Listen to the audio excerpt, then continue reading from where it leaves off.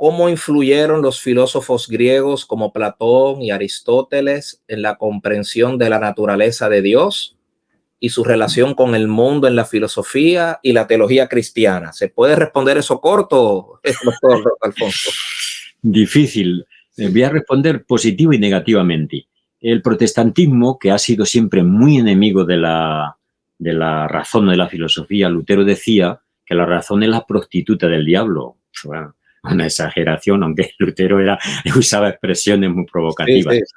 El protestantismo siempre ha creído, y a nivel popular eso ha calado mucho en mi vida de estudiante de teología, ocurría que el pensamiento se llama griego, ha pervertido y ha corrompido el pensamiento hebreo. Eso sí que no solo en los llamados judeo-mesiánicos, sino en general. El protestantismo ha creído que casi lo hebreo es más puro, que hay que volver a las fuentes. Y se cree que volver a las fuentes es volver a lo judaico, como si el Nuevo Testamento no fueran las fuentes. La fuente es Jesucristo y el Nuevo Testamento está en griego y el Nuevo Testamento está en los llamados helenistas que aparecen en Hechos de los Apóstoles. Esteban y los demás eran helenistas que hablaban griego, aunque eran judíos, y Pablo, repito, que estuvo en el mundo gentil y el mundo griego. Bueno, entonces hay esa corriente que no tiene recorrido, esto no tiene sentido de ser, una mala interpretación.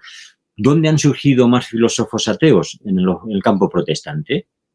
¿Por qué? Porque la teología se desentendió de ellos y ellos, pues, llevaron su propia ruta y hicieron, pues, sus filosofías muy racionalistas.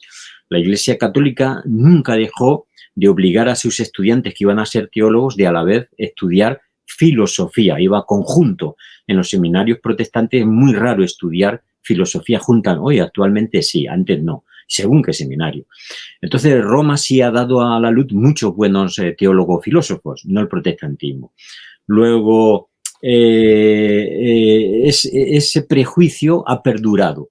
Aquí, a lo mejor a algunos no les gusta, pero creo que el mejor resumen que hay de esta lucha entre la fe y la razón es la encíclica de un papa de la Iglesia Católica, les guste o no, pero yo la recomiendo, Fe y Razón, Fides et Ratio.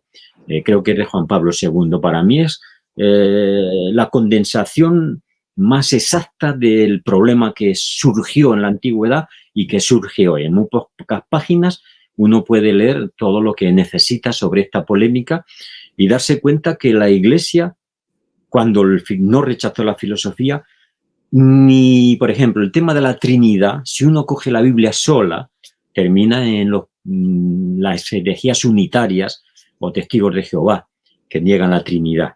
Porque, claro, costó a la Iglesia 300 años de discusiones el investigar que sí, somos monoteístas, pero a la vez decimos que el Padre es Dios, el Hijo es Dios, el Espíritu Santo es Dios. No son tres dioses, son uno solo. Y tuvieron que inventar nuevas palabras, entre ellas, como he dicho antes, la palabra persona, la palabra sustancia, esencia, hipóstasis, para aclarar que es un solo Dios en tres personas, pero un solo Dios verdadero. Todo eso costó años, porque uno decía, bueno, pero es Dios o tres formas de Dios, o tres maneras de referirnos a Dios. No fue tan fácil.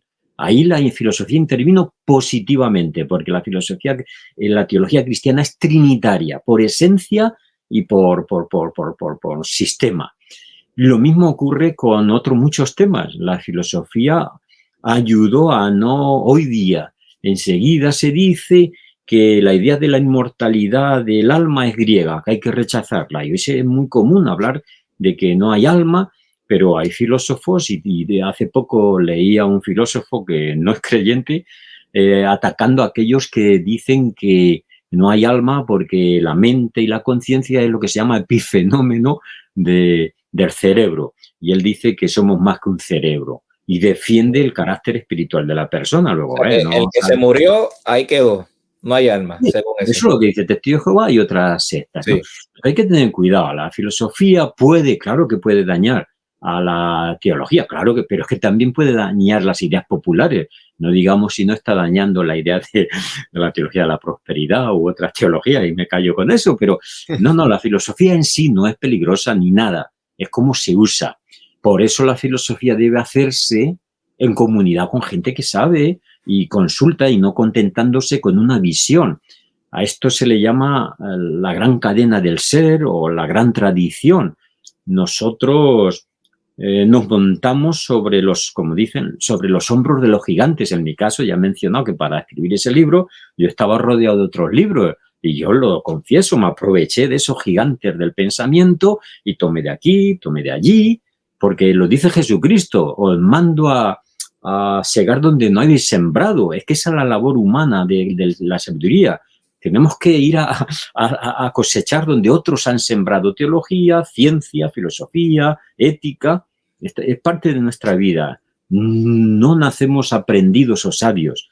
La vida es un aprendizaje continuo y necesitamos maestros y tener la humildad suficiente para reconocer que otro puede enseñarnos. Y en mi caso concreto sigo siendo un alumno, no me considero un maestro para nada. Siempre en ese proceso, y Lutero en eso tenía razón cuando se murió, que él ya en el mismo lecho de muerte, que una cosa es cierta, que somos discípulos, siempre discípulos. El único maestro es el Señor Jesús. El vídeo que acabas de ver es un fragmento de otro más largo. Si quieres verlo completo, haz clic aquí. Te damos las gracias por apoyar el trabajo de CLIE y te invitamos a suscribirte al canal y a seguirnos en nuestras redes sociales para no perderte ninguna de nuestras novedades.